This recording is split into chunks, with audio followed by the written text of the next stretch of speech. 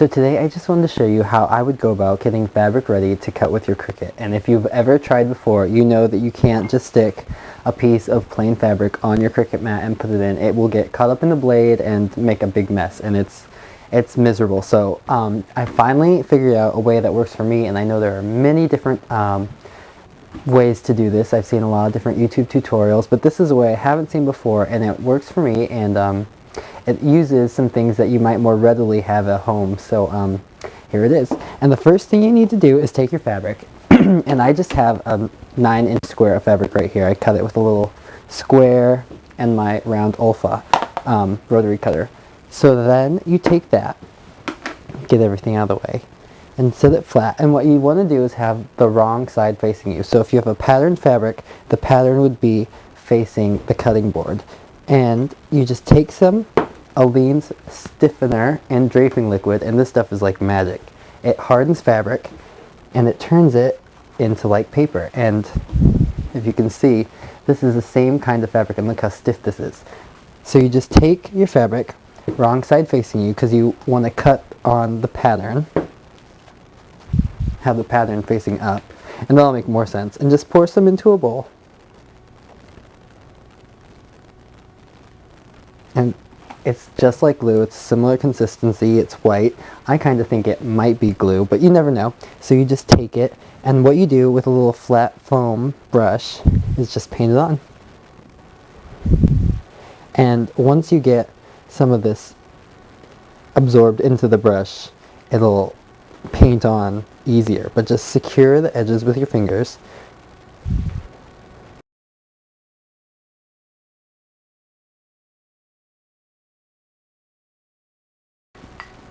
So once you get that all painted on in a really nice even layer, and you want to make sure it's even and it's fairly thick because you really want it to stiffen this fabric, you just lay this to dry.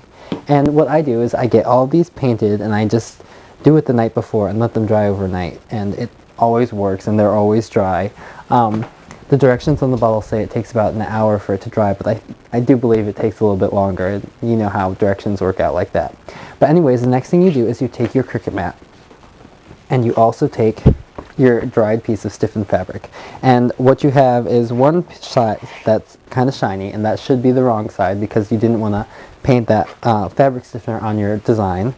And you just take that, and on the same side that you painted the fabric stiffener on, you just go ahead and take some of this Dritz spray adhesive. And this is great if you want to turn this cut fabric into an applique. The glue won't gum up your needle. So just take it and shake it a little bit and spray it on, just a little.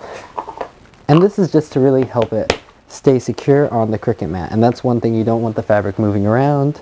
It'll make a mess. So you just take your mat and line it up.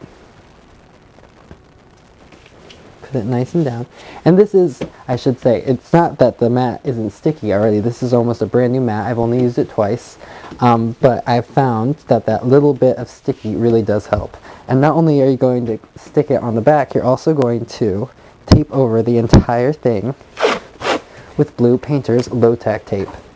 And most of the other methods for cutting fabric have to do with applying a fabric stabilizer, usually iron-on or stuck. And because I didn't want to go to Joann's that day and I was trying to only use the things I already had, I decided why not try Blue Painter's tape. And it actually works really well. And when you're taping, make sure you tape onto the mat and onto the fabric in one strip. You want to make sure that you have really good, secure fabric.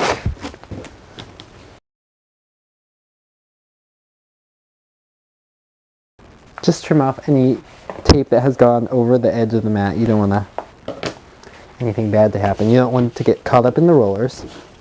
Make sure your tape is all nice and flat in one layer. And you can see the fabric through this blue tape too, which is nice because you'll know where to direct your blade in the Cricut machine. And the next thing I'm going to do is just walk over here. And I should say, before I get over there, I am using the Hello Kitty cartridge, and it's one of my favorites. And I've seen that it's on sale at Joann's, so if you don't have it and you want it, you should go and scoop it up. But I'm going to cut out the Hello Kitty silhouette on page 29, and I'm sure you've seen me cut it out before. It's one of my favorites. So I'm just going to load in my mat. And just bring your blade down to your fabric.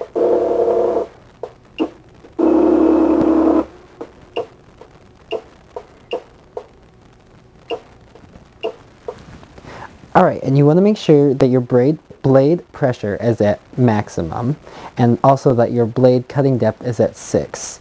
And your speed should be on high or maximum as well. And what I'm going to do is turn on my silhouette and the Hello Kitty that I want. And my size is at 6 3/4 of an inch.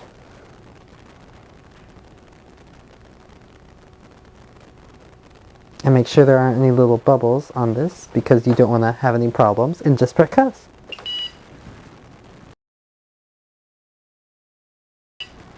Alright, so it doesn't look like 6 3/4 of an inch is going to work. So I'm going to cut it out at 6 inches. Let's try 6 1/4.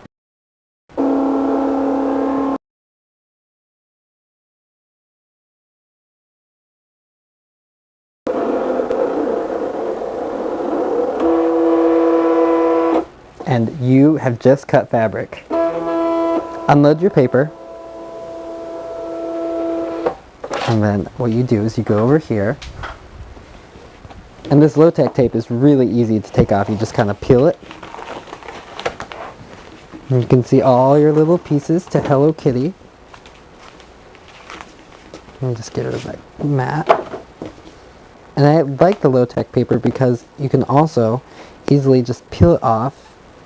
And look at this. You have a perfect die cut of Hello Kitty, and let me just peel this off so you can see. Look how beautiful. Look at that nice cut. And this is exciting because, like I said, if you've ever tried to cut fabric before, you know how hard it is. And that's not exactly Hello Kitty, but even the small pieces, it cut all of them out. I'm not going to waste too much time, but keep the negative too, because the negative is a really good base point for Hello Kitty, and you could use the silhouette, you could use the negative, and I'll show you what I'm using this for. Oops, let me just get this tape off of me. And somebody, Nettie actually, gave me the idea for a Hello Kitty tote bag, and here it is, and it's quilted, and it's beautiful, and it's going to be a Christmas present this year for one of my sisters. But it's just an idea, and you could applique this on the fabric beautifully, and it'll last for a really long time.